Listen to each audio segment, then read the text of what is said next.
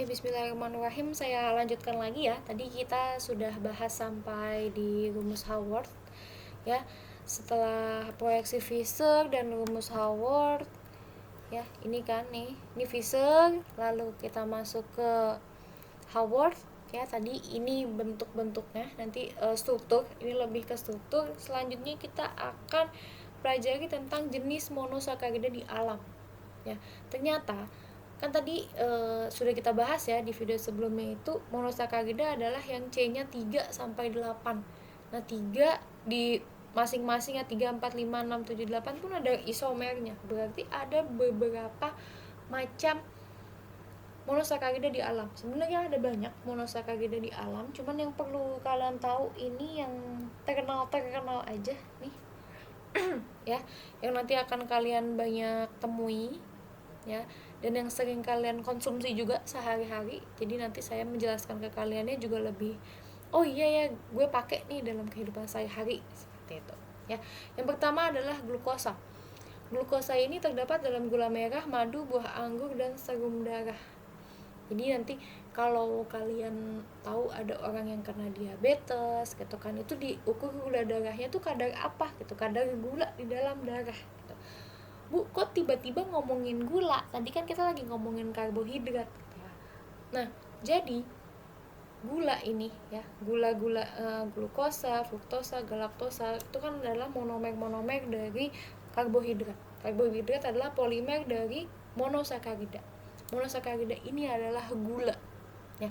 Makanya kenapa kalau orang diabetes itu dietnya tidak hanya mengurangi gula, tetapi juga mengurangi penggunaan tepung ya, gluten, seperti itu. Kenapa? Karena itu adalah monosakarida juga, dan ini juga adalah gula. Jadi karbohidrat secara garis besar itu sebenarnya adalah gula ya, meskipun kalau gula pasir nih yang kita tahu sehari-hari itu adalah fruktos dan sukros ya.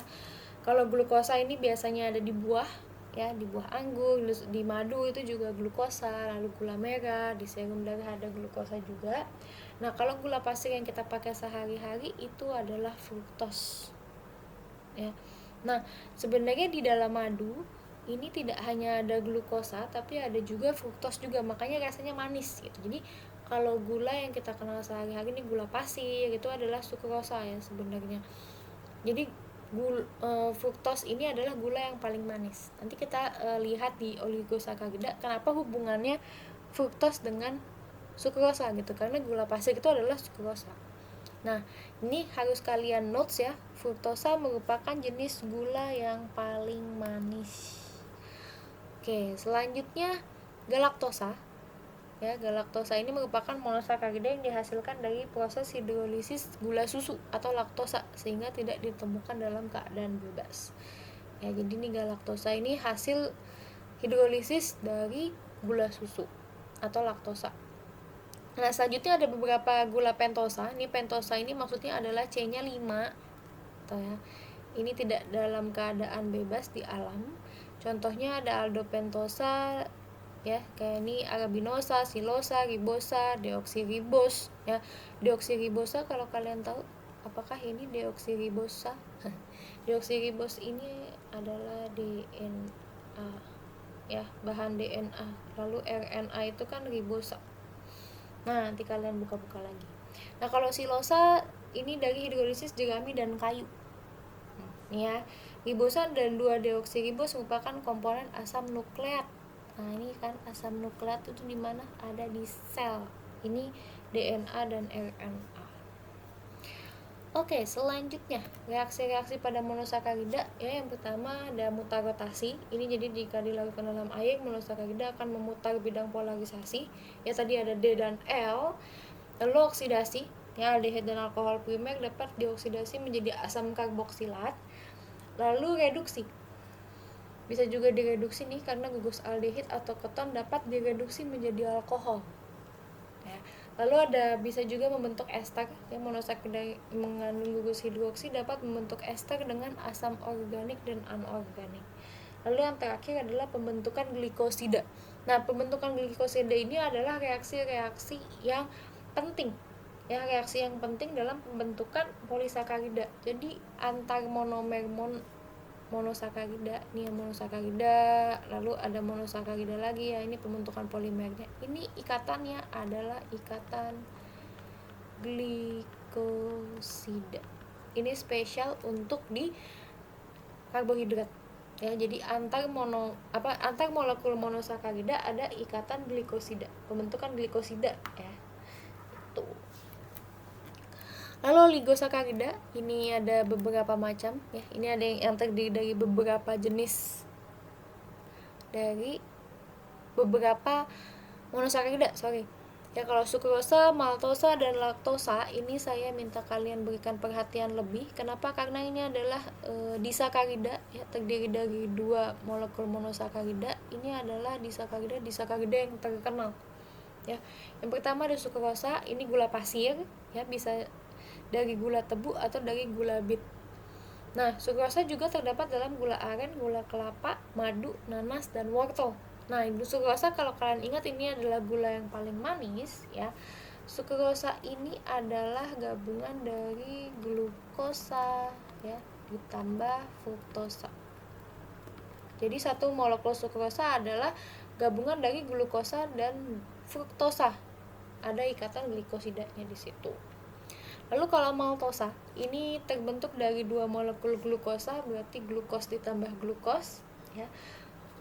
Kalau maltosa ini biasanya di gula buah ya, gula buah. Makanya kenapa kalau atlet nih lagi jam istirahat di antara pertandingan itu makan buah, makan pisang ya, karena langsung dapat glukosa ditambah glukosa, langsung bisa diubah menjadi energi. Lalu ada laktosa ya, ini tersusun dari glukosa dan galaktosa. Ini laktosa ini merupakan gula yang kurang manis sebenarnya. Nah, laktosa ini adanya di dalam susu. Ini disebut juga gula susu karena terdapat dalam susu sapi dan susu ibu. Nah, biasanya kalau kalian dengar ya, ada laktos intoleran. Orang-orang yang nggak bisa minum susu, kenapa ada laktos intoleran? Karena gula di susunya. Makanya diganti, bukan susu sapi, tapi biasanya susunya kedelai atau penggantinya yang lain ya. Lalu juga ada rafinosa dan stakiosa. Kalau rafinosa ini trisakarida, ini gabungan galaktosa, glukosa sama fruktosa. Lalu stakiosa ini tetrasakarida, ada 4 ya, 2 galaktos, glukos sama 1 fruktos. Oke, selanjutnya di polisakarida, ini molekul yang besar dan kompleks dibandingkan monosakarida maupun oligosakarida. Ini ada 3 polisakarida yang terkenal. Yang pertama adalah pati ya, amilum. Itu yang kita makan, kita gunakan sebagai sumber energi. Lalu glikogen dan selulosa. Kalau glikogen ini otot ya, dalam cadangan makanan tuh bentuknya glikogen. Pati adalah makanan yang kita makan. Kalau selulosa itu adalah serat dan biasanya dari tumbuhan, batang kayu itu selulosa ya. Kalau pati ini sedikit larut dalam air dingin tuh, ketika bereaksi dengan iodin menghasilkan warna biru ya. Kalau glikogen larut dalam air panas dan dapat mereduksi larutan Fehling.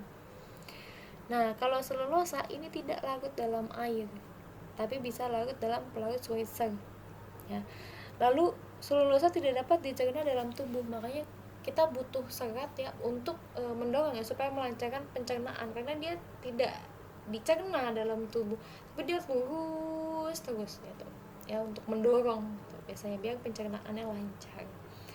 Itu selulosa ya. Lalu ada sifat-sifat karbohidrat, ini sifat secara fisik dan secara kimia ya. Ada beberapa wujud nih, wujudnya pada suhu kamar. Ini selanjutnya akan saya jelaskan di video selanjutnya. Kita tinggal bahas sifat karbohidrat dan reaksi identifikasi. Oke, saya lanjutkan. Kalau ada pertanyaan silahkan langsung ditanyakan ya. Assalamualaikum warahmatullahi wabarakatuh.